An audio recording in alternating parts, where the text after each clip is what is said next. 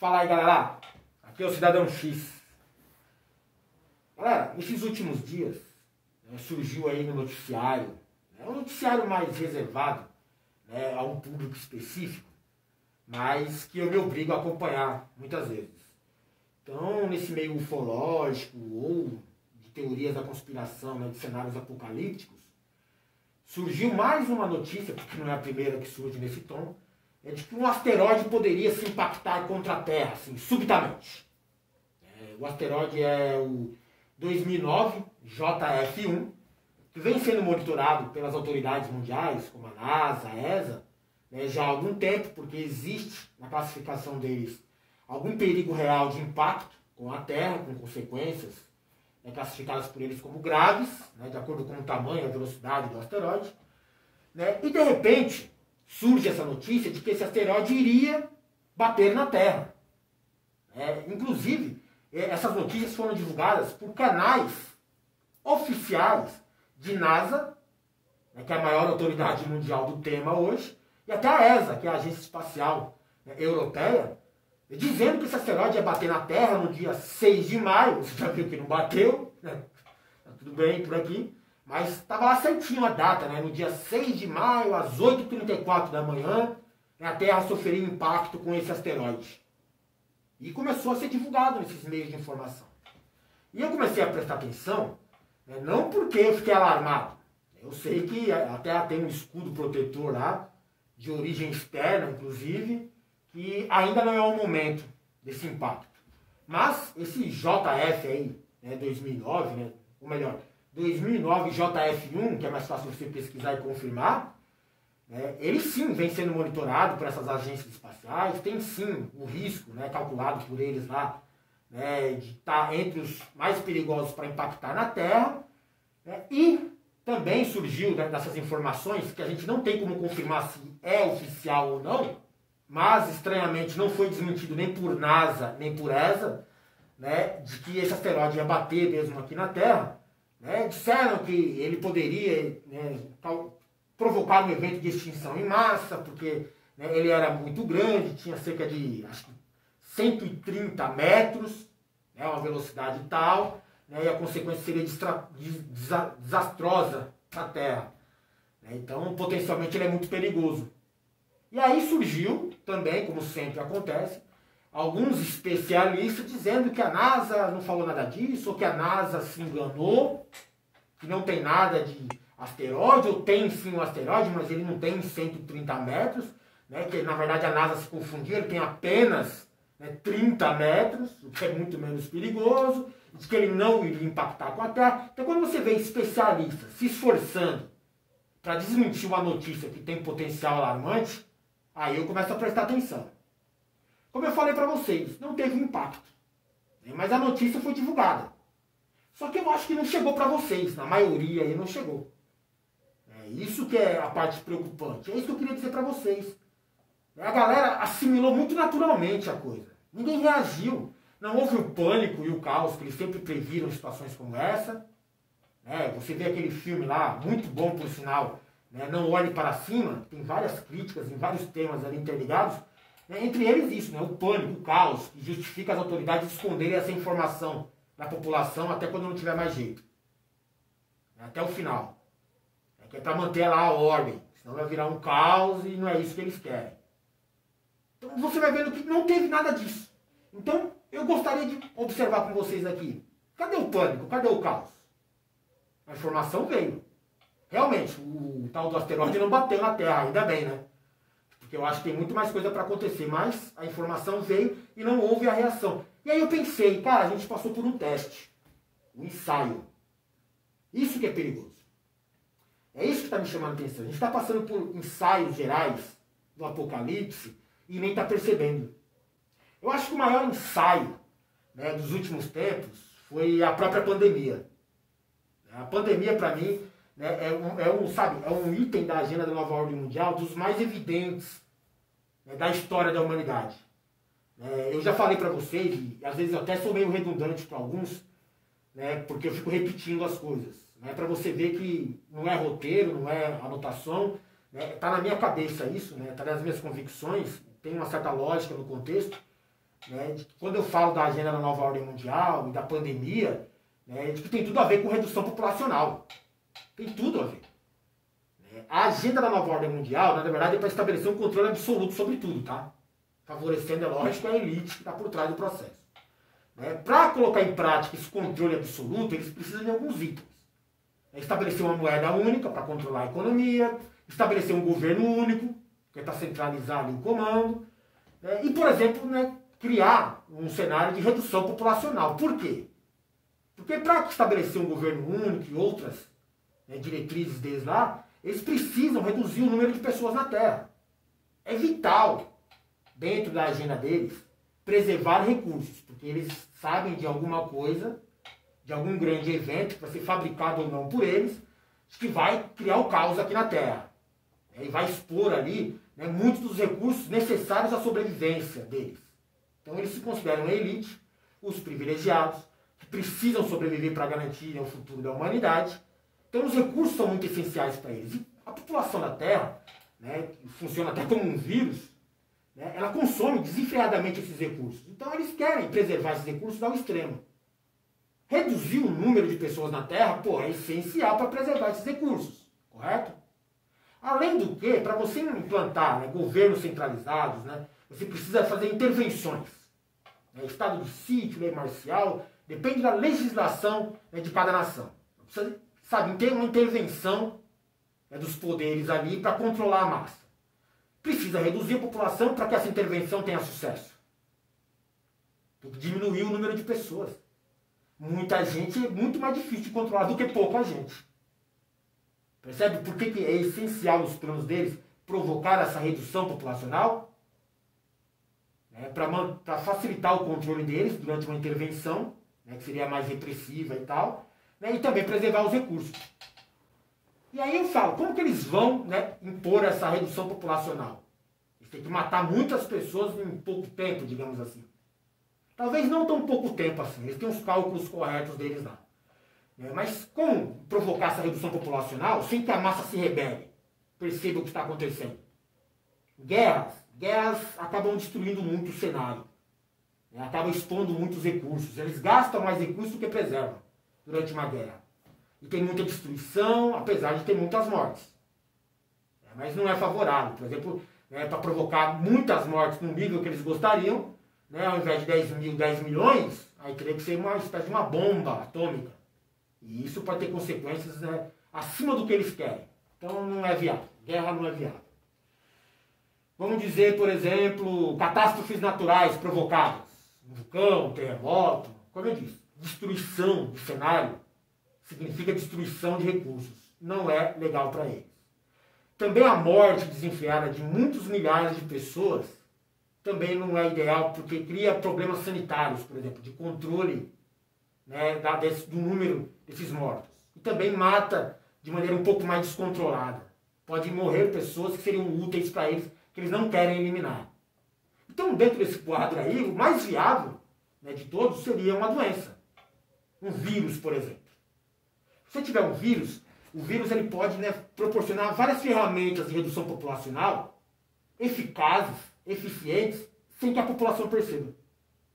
O atual vírus, né, coronavírus aí em 2019, né, ele matou aí por volta já, números oficiais, entre 6 e 10 milhões de pessoas. Além de tantas outras sequelas, né, que pessoas estão morrendo aí em torno desse vírus e outros vírus que estão surgindo, que é um outro assunto. É a segunda fase da pandemia, mas é outro vídeo. Mas você percebe que, pô, 6 a 10 milhões de pessoas é legal. E o vírus dá para fazer isso. Dá para você, por exemplo, manobrar, né, o alcance do vírus, de tempo, que significa o número de mortes, de maneira controlada, sem que a população reaja, com o apoio, né, ou a tolerância da população. Você vai matando ali de maneira pausada, né, ritmada, sistemática, né, no limite. O vírus proporciona isso a eles, além também de você poder escolher as vítimas.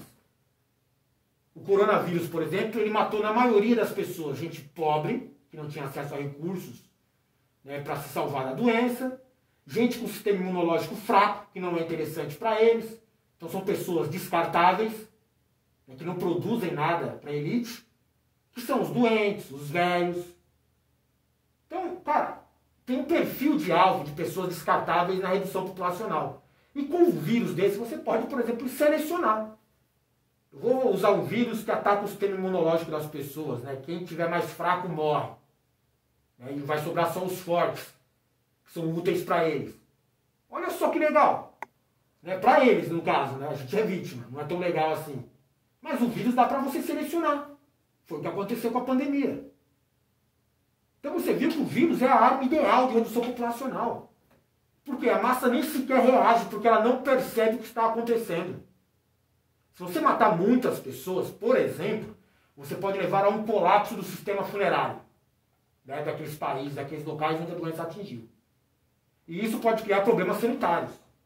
Muitos corpos expostos podem gerar doenças, né, e aí foge do controle deles, por exemplo, gerando novas pandemias que não são controláveis por eles, revolta popular, né, caos, né, quebra da estrutura. Né, então, uma ameaça à ordem não é interessante para eles.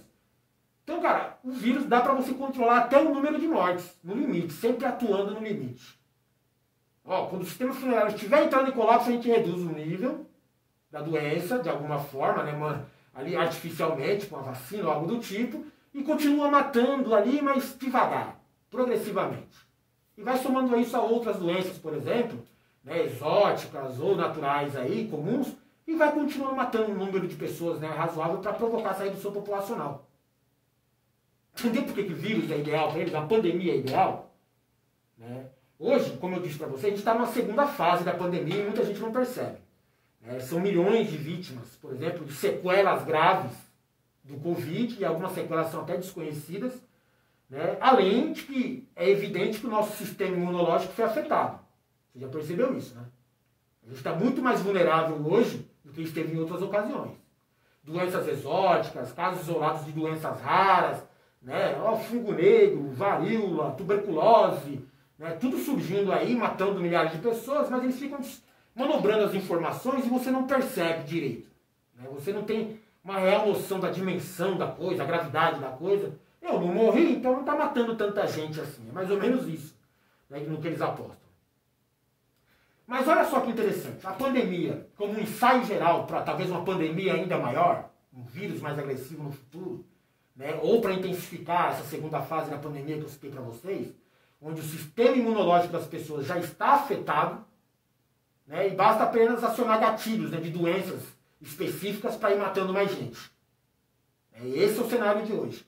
Mas tem outros cenários para o ensaio que foram testados na primeira fase da pandemia.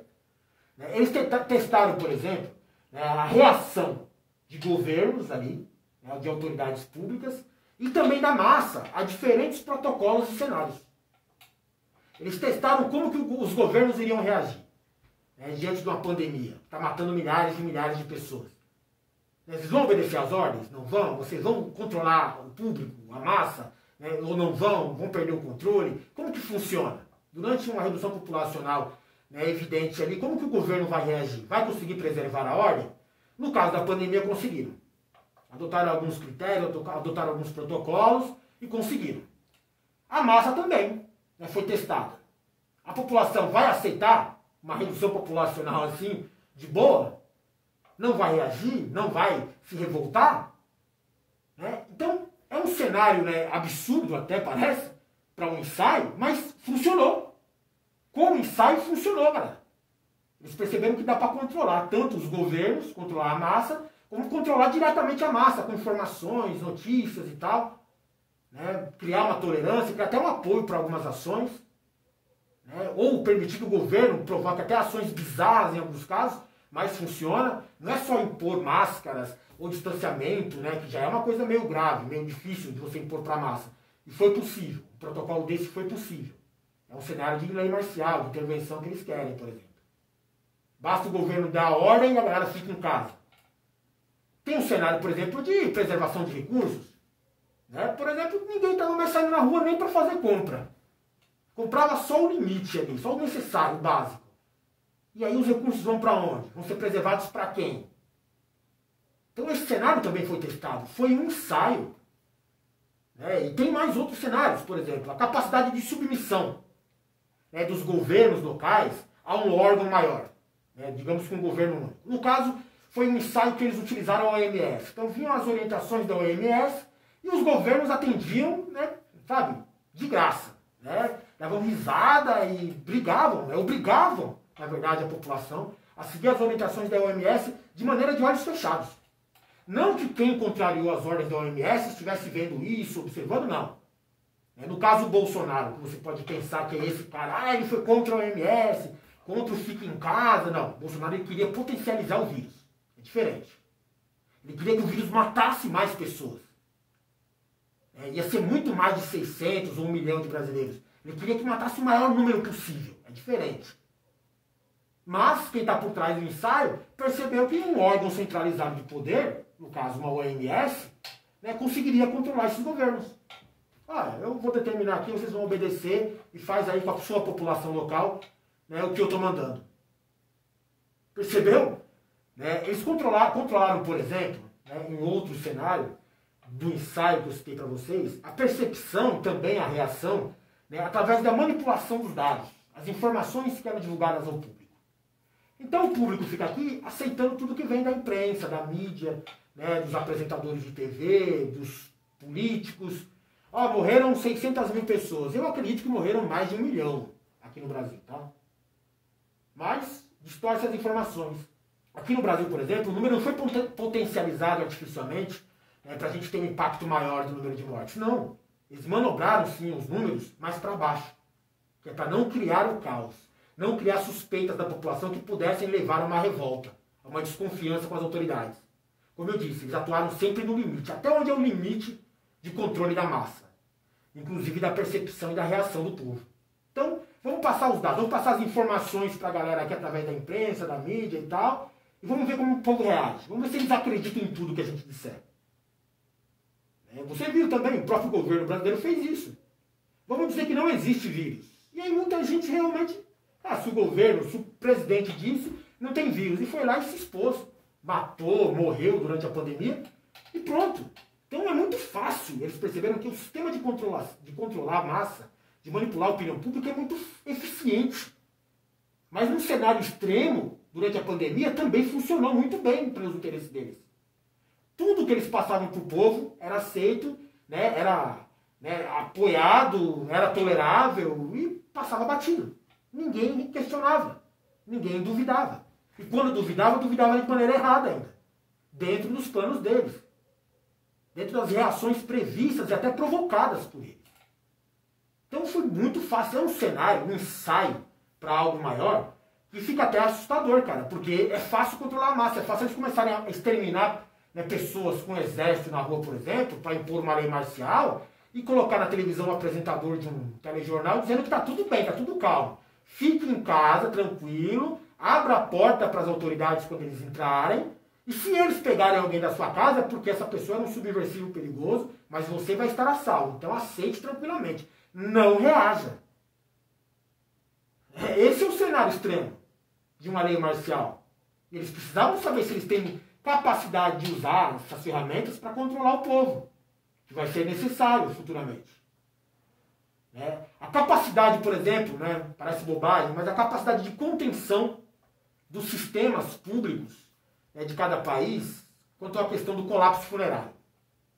O que seria o colapso funerário? A gente tem um sistema público que controla, o programa sanitário do país. Por exemplo, quando morre alguém, eles vêm e retiram os corpos, correto? E se de repente o número de corpos sobrecarregar esse sistema? Então eles não vão conseguir mais retirar os corpos. Esses corpos, em um estado de putrefação um pouco mais avançado, acabam invariavelmente trazendo outras doenças. O sistema de putrefação do ser humano ele é muito agressivo. Inclusive ele interfere na vida das pessoas próximas. Então se milhares de pessoas começarem a morrer, ficarem, por exemplo, jogadas nas suas casas, ou caídas pelas ruas, como aconteceu ali no ápice da pandemia em alguns locais, eles queriam saber até qual é o limite do sistema funerário de cada país. E aí eles passaram a controlar o avanço da pandemia, artificialmente, para manter sempre no limite, não ultrapassar. Quando ultrapassava, gerava aquele caos que gerou na Bolívia, que gerou em alguns lugares aqui do Brasil, que gerou nos Estados Unidos, corpos ensacados, valas comuns e tal. né, não é muito legal, é impactante, pode gerar uma reação do público, não é interessante para eles. Mas vamos matar no limite desse sistema público aí, de contenção, né, de corpos, por exemplo. Sempre que eu falo desses corpos, eu lembro dos caixões da FEMA, né? Porque eu acho que eles tinham um outro cenário, né, seria um plano A ou um plano B, que ficou para trás nesse momento, felizmente, de usar esses caixões que teriam capacidade até para colocar, né, 5 corpos, né, e seriam hermeticamente lacráveis e tal, que seria para controlar esse cenário aí, de morte em massa, que não é legal para eles, não é bom. Né, gera outros problemas, vai exigir mais do sistema deles e eles vão ter que se concentrar em outras coisas, como, por exemplo, conter os vírus, né, do que se preocupar, por exemplo, para lidar com corpos. Não é interessante para eles. Então tem que manter ali, né, um certo limite ali de controle. Então deu para testar isso. Na pandemia foi possível. Então eles sabem quanto de pessoas eles podem matar, né, em cada região, né, por dia, por hora, né, sem que isso prejudique o Estado, sem que isso prejudique o sistema. Dentro de um ensaio, cara, são muitos cenários, apesar de bizarros, e você até ficar meio preocupado agora observando, mas para eles foi muito interessante. Olha um outro cenário que a galera até ignora. De redução populacional, em geral. Quando a população saiu das ruas, parou com as suas atividades, né, distanciamento social, né, a quarentena, né, o nível de população, né, ficou contido, de certa forma. Por exemplo, você pega os níveis de poluição, caíram drasticamente muito rapidamente. Isso é interessante para eles. Porque isso aí, né, ameaça os recursos que eles tanto querem preservar. O nível de consumo de recursos, água, energia e principalmente alimentação, também caiu. Né? E isso também ajuda a preservar os recursos que eles querem. Redução populacional. As poucas pessoas, né, que saíam às ruas para enfrentar o Estado de alguma forma, que eram expostas às ordens, né, dos governos, né, eram facilmente controláveis, porque eram poucas. Entendeu? Eu falei para vocês que eles têm que reduzir o nível de população para estabelecer um controle mais repressivo, mais rígido, com a lei marcial, um estado de sítio, ou um cenário de quarentena. Quem ia lá e enfrentava o Estado era preso. Então, pô, eles testaram isso não só aqui no Brasil, mas no mundo inteiro. Redução populacional, por exemplo. Sem o povo nas ruas, sem a massa humana na rua, aquela quantidade incontrolável de pessoas, a própria natureza se recupera muito fácil. Você vê alguns cenários onde animais silvestres começaram a invadir a cidade. Então, essa reação da natureza é muito rápida. Talvez seja, né, um dos motivos para eles testarem esse cenário e saber como a natureza iria reagir. Como o planeta iria se recuperar. Olha, preservaram recursos, né, tiraram a população da rua e controlava quem, né, era o subversivo que desafiava, né, a própria natureza se recuperou rápido. Então, cara, como ensaio de um apocalipse, por exemplo, né, de um evento maior, ou de uma pandemia pior, foi muito eficiente. A gente saiu muito bem. O que não é bom pra gente nem pensar. Não é bom pra gente ter sido, né, bem sucedido esse ensaio geral aí. Eu acho que existem outros ensaios em andamento. Por exemplo, essa guerra na Ucrânia. Né, ela pode estar sendo usada, por exemplo, como um ensaio de manipulação, novamente, na percepção do público da realidade. Como? Eles simplesmente vão lá e fabricam um lado vilão e transformam o vilão em herói e a população engole. Eles pegam um sistema de mídia, de imprensa, de influenciadores e dizem para você, olha, o Zelensky, com o apoio dos Estados Unidos, né, e ali neonazistas, né, é o herói, tá? Esse é o herói. Não duvide, não questione, porque senão você vai estar do lado dos vilões. Os russos são os vilões, porque a gente quer derrubar os russos, quer tomar os recursos russos, quer derrubar o Putin, quer fazer... Sabe, é um adversário na disputa pelo poder, não enxergue nada disso. Os russos são os vilões. Viu como foi fácil para eles, usando esse sistema hoje? É numa situação que, mesmo o sistema de informação seja um pouco mais democrático, mais rápido, então foge um pouco ao controle deles, de vez em quando vem alguém aqui, como eles, fala a verdade, mas é fácil até para controlar isso, suprimir isso. Superar esses pequenos obstáculos aí, de pessoas falando a verdade. Não. Quiseram fabricar um vilão que se tornou herói e fabricar um vilão do nada, né, provocando esse vilão a reagir, né, supostamente um vilão a reagir, depois colocou, tá vendo? Ele reagiu. Você vai lá dar um tapa na cara de um cara, sabe, monstruoso, forte, violento. dá um tapa na cara dele e depois ele vem e te bate e você chama o cara. Tá vendo como você é violento? Basicamente foi isso. E eles controlaram a percepção do povo. Funcionou. Eles vão precisar dessa ferramenta agora. Se vier um evento, né, de apocalipse, um evento maior, onde eles precisam implantar outras partes da agenda, né, como controle absoluto através de governo único, moeda única, lei marcial, eles vão precisar controlar a massa ali, o que o pessoal acredita. Como eles apoiam e até reagem. Porque dá para você controlar a massa, né, conquistando o apoio deles, para suas ordens, por mais absurdas que fossem, para suas operações e manobras mais bizarras que fossem. Tem gente que vai apoiar ainda as ações do governo. E tem uma outra galera que eles conseguem simplesmente, né, adormecer, entorpecer ali, ó, deixa a galera totalmente submissa através da omissão. Eu vou me omitir isso, não quero nem saber sobre isso, vai, deixa pra lá. O governo está falando aqui, não me interessa nesse assunto, vou ver Bob Esponja. E pronto! Também é uma forma de controle, porque você está ali totalmente omisso e acaba sendo submisso aos interesses deles. Ele não precisa do seu apoio, ele precisa apenas que você não reaja. Então percebe que tudo funcionou? Se você imaginar um cenário, estou falando muitas vezes essa palavra, cenário, mas é isso. Um cenário de ensaio geral para um evento apocalíptico, está aí em eminência nesse momento, funcionou, cara.